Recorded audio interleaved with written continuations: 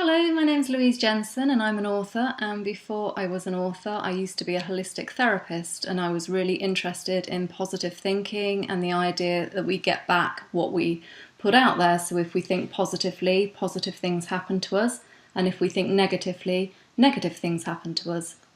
And recently I had lunch with Darren O'Sullivan, who's joining me this evening, whose debut was published this year by HarperCollins, and I was surprised when he was telling me that he thought really negatively when he first started writing, doubted he could finish a book, thought it would never happen for him, and it wasn't until he changed his mindset that his career really took off. So, Darren, tell us about when you were doing your favour course, about how bad you felt about yourself. Yeah, so I thought I was really lucky to get onto their Faber 6 months writing a novel course. Yeah. In 2015, felt like I blagged my way onto it rather than deserve to be there. To get on the course, you had to send 1,000 words of a book that you're working on, and yeah, I felt like my 1,000 words were okay, but that was as far as it was going to go, and I was going to blag the 6 months that I was there and try and get something out of it. And then I went down for the first session, and it was October 7th, 2015. It was my birthday, which I'll never forget the date. No. And there was 13 other writers in the room, and we did the introductions and a little bit about who we were and what we did. And they were all so incredibly successful with their sort of the academics around writing, but also their careers that they were doing alongside writing. And I was just this little guy from a little city called Peterborough who was just making it up as I was going along, and I really struggled, and I came away from that first session really feeling like I was in the wrong space and feeling like I wasn't smart enough to be there, and that very quickly it would become quite apparent that I was a weak link within the group. And I really wrestled with it for the first couple of months of the course. I really struggled with just not knowing as much about writing as what they did. So was there a turning point for you? Was there a point where you thought, I have to change the way I'm thinking about this? Or what happened? So I've got a really good friend of mine called John Ormandy, who's not a writer. He works in property, but he used to be a hairdresser. And he one day woke up and decided that he wanted to be incredibly wealthy and successful in property, and didn't have a clue what he was doing, and just set out believing it could happen. And he told me something a long time ago, that find the thing that you love, do the right thing, and then give it time. And it was about Christmas of the course, so maybe about halfway through. I really thought about why I was writing, and I wasn't writing to be the most intelligent person in the room, and I wasn't writing to be famous, and I wasn't writing so I could have the accolade. I was writing because it was something I really loved to do. And that felt like the right thing. So the turning point was, if it feels like it's right, then do it, and trust myself to know that it's right if it feels right, and then give it time. Yeah. And then obviously it went very well for you. Your book was a bestseller this summer. It was. I still haven't quite got my head around that, if I'm honest. It's something amazing. I kind of got to a point before it came out. Before I got signed in February this year, and before that, so last Christmas, I really truly did start to believe that there was space for my work, and again, that was, I was still struggling with the idea of not being the best writer out there, and all of that kind of negativity. But actually, it was like there are a million spaces on a bookshelf at any one time, and I was only looking for one of them, just one little tiny gap that I could put my work into. Spine of a book. Just a tiny little slither of space in order to slot something in. And I had loads of rejections on the books. I mean, we're talking dozens of agents that weren't interested in working with me. But I still I just loved it. And so for there, it had to be right. And I kind of pushed all the rejections to one side and was like, this thing that I'm doing makes me feel brilliant, even when it's not good and I'm getting rejections. I still feel brilliant when I write, and therefore there must be something more than just this thing. It must be something that I can do if I keep working really, really hard at it. And I had 3 rejections in one day from agents that I'd sent to, and it just so happened. And that was on January 30th this year. And it was that night I emailed HarperCollins, and I don't think that's a coincidence at all. I think it's that night because I had 3 rejections in one day, and I should have stopped. I should have gone, okay, nobody wants this, start a new project, put it in a drawer for a year and come back to it, that thing that we all think. And and I didn't, and I took my 3 rejections in the day, and then at 10 o'clock that evening I sat in front of my laptop and I wrote my letter to HarperCollins, because truly did believe that if I was positive and I kept working hard and I kept trying, somebody would say yes. Just one person in an industry full of millions of people. I just wanted one person to say yes, and then it's so lucky that Hannah Smith, it landed on her desk, who's now my editor, and she liked it. Yeah. Brilliant. That belief that you can and that it will happen makes such a difference, doesn't it? Yeah, huge difference. It keeps you motivated when you're tired and you know you're not writing as well as what you could, and there are people that are not liking it, and you're getting a rejection by just having that self-belief there that keep working really hard and keep doing it for the right reasons, and it'll work. Definitely. Now, the law of attraction, it works on the theory that we are all energy, everything is energy, and our thoughts are energy, doesn't it? So we will get back what we put out there. So yes, energetically. Yeah. And there's been scientific studies into this, and they've all come back with it's a load of rubbish. Yeah.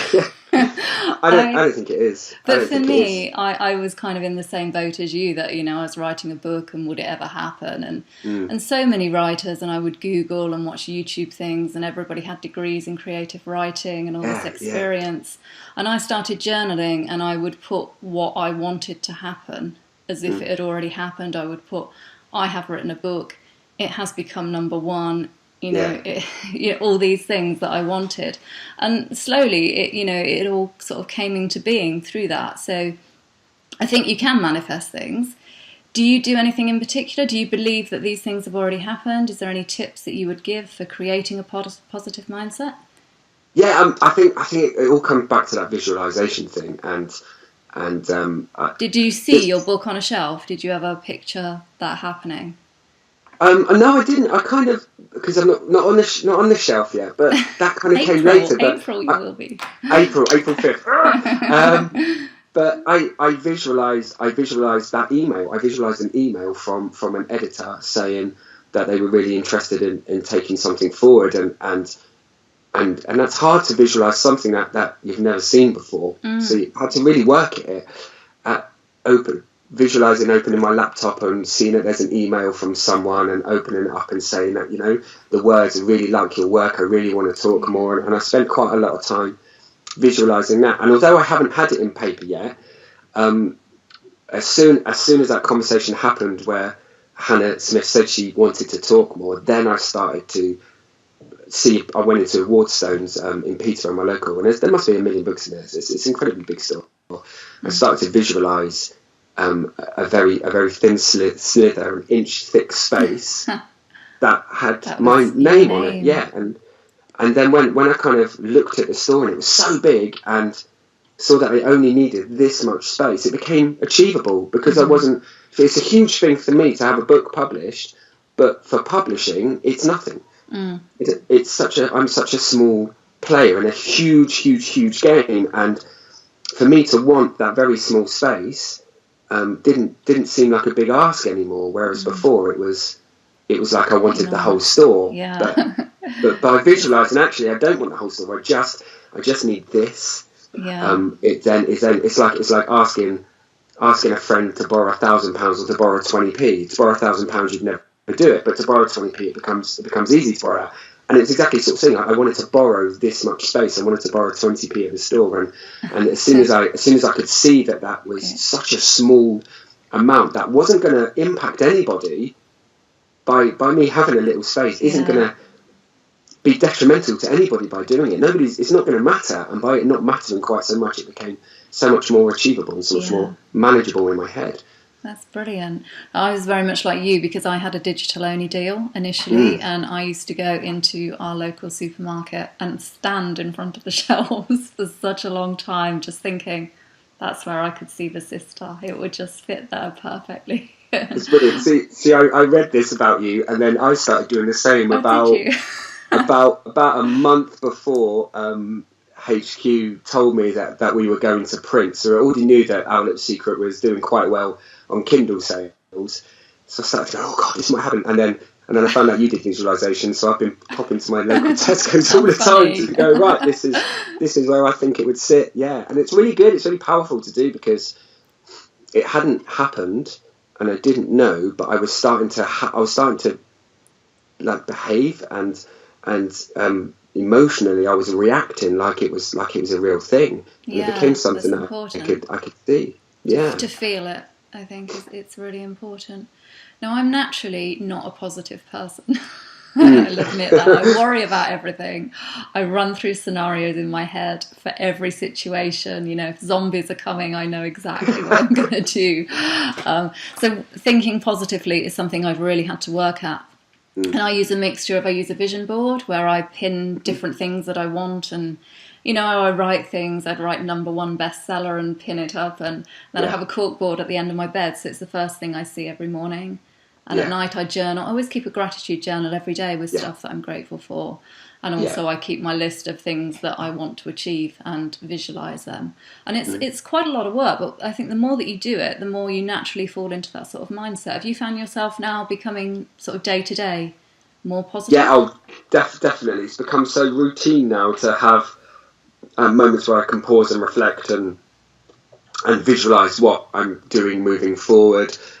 Like I'm in a 3-book deal with HQ and just about to start writing book 3. I'm already starting to visualise the offer for book 4 and 5. just as small little moments. It's not something that I'm actively sitting down and focusing on. Just every day I'll have a little pop up in my head that will kind of go, and I visualise it for a moment, and then I can get on with my day. And then that will, as book 3, which I haven't even started yet, I haven't got my head around it yet, as that starts to move forward, then that visualisation will start to become bigger and bigger and bigger. But because I've developed the routine of every day giving myself a little bit of time to think about it, it then becomes instinctive and natural, and I'm no longer having to work at visualising and being positive and being grateful. It's just something that just happens. And the power of gratitude is incredible. It's an amazing thing. It doesn't let you forget what you set out to do when everything does go mad. So I said that for Our Little Secret, that if I could